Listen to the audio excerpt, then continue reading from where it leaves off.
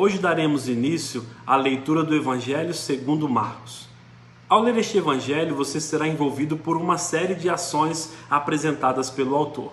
Marcos não dá trégua na sua narrativa e apresenta Jesus em movimento o tempo todo.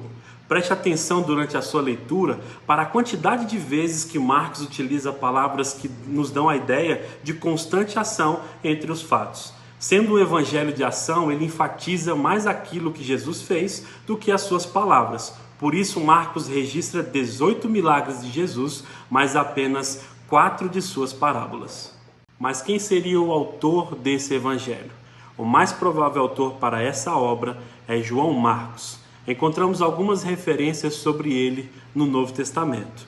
Em Atos 12:12, percebemos que ele era filho de Maria, uma mulher que recebia cristãos em sua casa, e foi inclusive onde aconteceu a reunião de oração em favor da libertação de Pedro.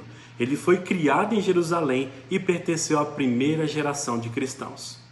Marcos era primo de Barnabé e foi levado na primeira viagem missionária de Paulo, Atos 12:25. Em Colossenses 4:10, Paulo está preso em Roma e Marcos está com ele como um de seus cooperadores.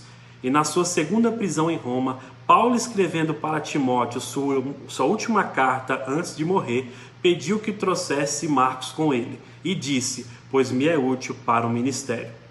E não para por aí. Outra referência importante está em 1 Pedro 5,13, em que Pedro chama Marcos de filho, o que nos mostra uma profunda intimidade. Marcos teve o privilégio de andar com 2 grandes apóstolos e não somente isso, ele teve a oportunidade de servi-los. Não é à toa que Marcos apresenta Jesus como um servo sofredor e com muita propriedade. Marcos escreve este evangelho vigoroso entre 50 e 70 depois de Cristo. Sua mensagem é pregada para os gentios em Roma.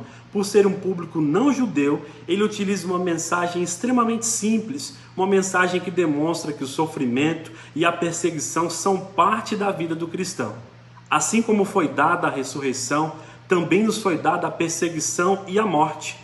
Ele descreve os eventos da vida de Jesus de modo vívido. Jesus é aquele que triunfa sobre o pecado, sobre a natureza, sobre a doença e até mesmo sobre a morte. Jesus de Marcos é um servo poderoso que vence, pois ele é o Filho de Deus.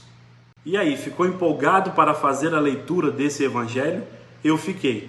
Então vamos nessa. Que Deus abençoe a sua leitura.